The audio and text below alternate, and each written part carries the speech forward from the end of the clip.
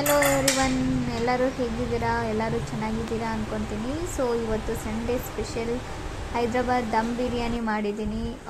So Santosh ಮನೆಯಲ್ಲಿ first time ಮಾಡಿದ್ದು. So every Saturday Sunday ನಮ್ಮ ಮನೆಗೆ ಹೋಗ್ತಿದ್ವಿ. ಈ ಸ್ಯಾಟರ್ಡೆ ನಾವು ಹೋಗಿಲ್ಲ. ಸೊ ಇವ್ರಿಗೆ ಕುಕ್ ಮಾಡಿ ಸ್ಪೆಷಲಾಗಿ ಅವ್ರ ಮದರ್ ತಮ್ಮ. ಆಕಾಶ್, ಬಿರಿಯಾನಿ ಹೇಗಿದೆ? ಗುಡ್ಡಾ?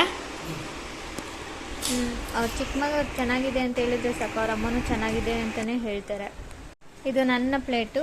ಸೊ ನಾನು ಹಾಕ್ಕೊಂಡಿದ್ದೀನಿ 2 ಸ್ಪೂನು. ಚೆನ್ನಾಗಿದೆ ಬಿರಿಯಾನಿ ನೋಡೋಕ್ಕಂತೂ. ಅವ್ರು ಆಲ್ರೆಡಿ ಹೇಳಿದ್ರು ಬಿರಿಯಾನಿ ಚೆನ್ನಾಗಿದೆ ಅಂತ. ನೈಸ್. ಆಮೇಲೆ ಅವರಮ್ಮ ಎಲ್ಲದೂ ವೆಸಲ್ಸ್ ವಾಶ್ ಮಾಡ್ತಿದ್ದಾರೆ. ಅದಾದಮೇಲೆ ನಾವು ಹಿಂಗೆ ಅಂತ ಬೇಜಾರಿಗೆ ಮಾಲ್ಗೆ ಹೋದ್ವಿ. ಬಟ್ ಪ್ಲ್ಯಾನ್ ಇರಲಿಲ್ಲ.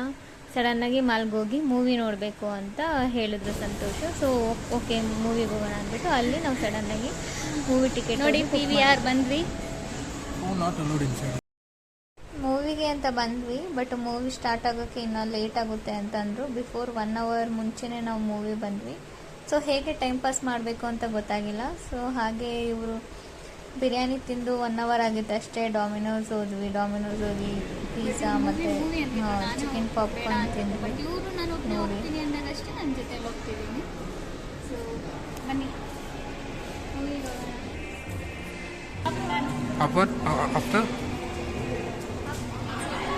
ಸೊ ಸಂಡೇ ಆ್ಯಕ್ಚುಲಿ ಕ್ರೌಡ್ ಇರುತ್ತೆ ಅಂತ ಅಂದ್ಕೊಂಡಿದ್ವಿ. ಬಟ್ ಮೂವಿಗೆ ಎಂಟರ್ ಆದಮೇಲೆ ಸೊ ನಾವು 3 o'clockಗೆ ಬೇಗ ಹೋದ್ವಿ. ಕ್ರೌಡಿ ಜಾಸ್ತಿ ಇತ್ತು. ಬಟ್ ಈಗ ಕ್ರೌಡ್ ಇಲ್ಲ.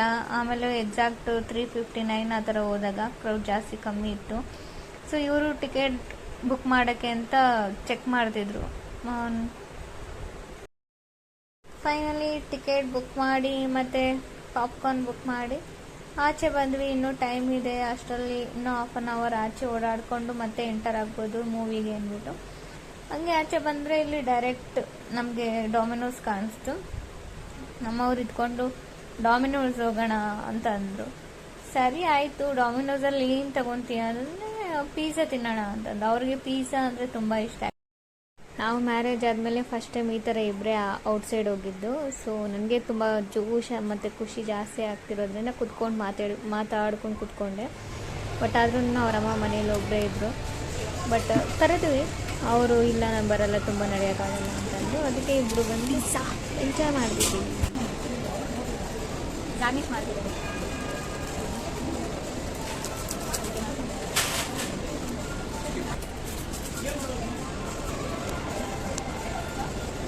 ಸ್ಮೈಲ್ ಕೊಡಪ್ಪ, ಸ್ಮೈಲ್ ಕೊಡು.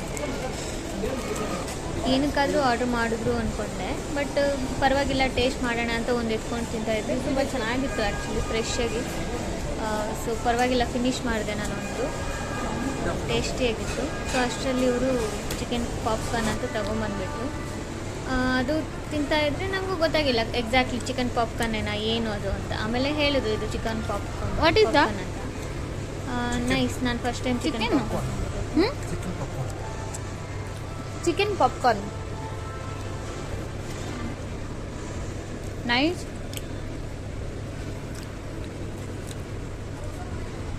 ನಂದು ಪಿಜ್ಜಾ ಇನ್ನೂ ಹಂಗೆ ಇದೆ.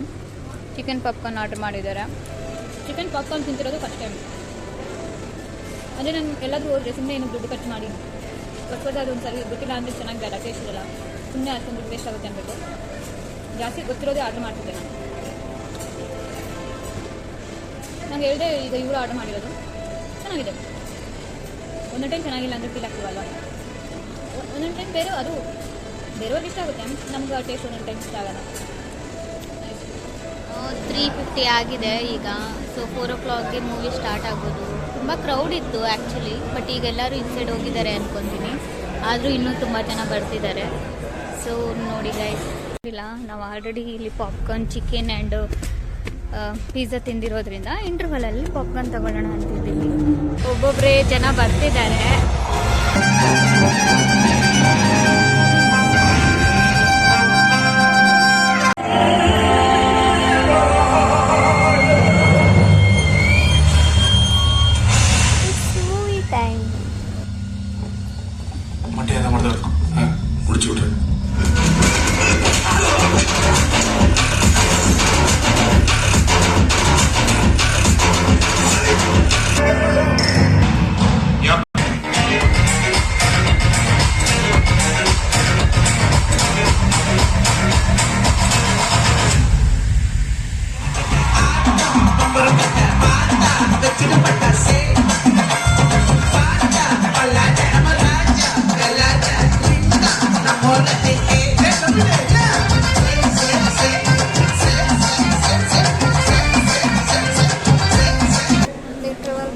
ಇಂಟರ್ವಲಲ್ಲಿ ಪಾಪ್ಕಾರ್ನ್ ತೊಗೊಳಕ್ಕೆ ಬಂದ್ವಿ. ಸೊ ಇದರಲ್ಲಿ ಸಾಂಗು ಇದೇ ಮೂವಿಯಲ್ಲಿ ಬರುತ್ತೆ ಅಂತ ನನಗೆ ಗೊತ್ತಿರಲಿಲ್ಲ.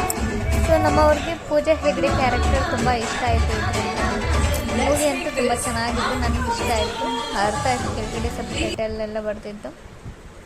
ಅದಾದಮೇಲೆ ನಾವು ಸ್ಟಾರ್ಟ್ ಆದ್ವಿ. 6:30 ಆಚೆ ಬಂದು ಮನೆಗೆ ಹೋದ್ವಿ. ಅಷ್ಟರಲ್ಲಿ ನನ್ನ ತಮ್ಮ ಕಾಲ್ ಮಾಡ್ದೆ. ನನ್ನ ತಮ್ಮ ನಾನು ಬಂದಿದ್ದೀನಿ ಬಾ ಅಂತಂದ. ಸೊ ನನ್ನ ತಮ್ಮ ಬಂದಮೇಲೆ ನಾನು ನನ್ನ ತಮ್ಮ ಮನೆಯಲ್ಲಿ ನಾನು ಮುದ್ದೆ ಮತ್ತು ಕೈಗೊಜ್ಜು ಮಾಡಿದೆ.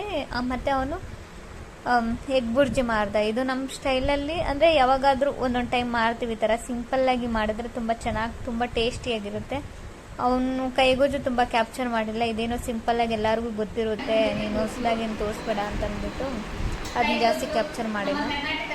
ಅವರಮ್ಮ ಊಟ ಆಲ್ರೆಡಿ, ಅಂದರೆ ರೈಸ್ ಇತ್ತು, ಅದು ವೇಸ್ಟ್ ಆಗುತ್ತೆ ಅಂದ್ಬಿಟ್ಟು ಅವರು ನನಗೆ ಊಟ ಮಾಡಬೇಡಿ ಅಂತ ಅವರು ಊಟ ಮಾಡಿ ಮಲ್ಕೊಂಡ್ರು. ಆ್ಯಕ್ಚುಲಿ ನಾವು 10:30 ಆ ಥರ ಮಾಡ್ತಿದ್ದೀವಿ. ಸೊ ಕುಕ್ ಮಾಡಿ ಸ್ವಲ್ಪ ಕೆಲಸ ಮಾಡಿ ಇಷ್ಟು ಮಾಡೋಷ್ಟರಲ್ಲಿ ಎಲ್ಲರಿಗೂ ವೆಯ್ಟ್ ಮಾಡಿ ಊಟ ಮಾಡೋಕ್ಕೆ ಕುತ್ಕೊಂಡ್ವಿ 10:30. ಸೊ ಚೆನ್ನಾಗಿದೆ ಅಂತ ಹೇಳ್ತಿದ್ದಾರೆ.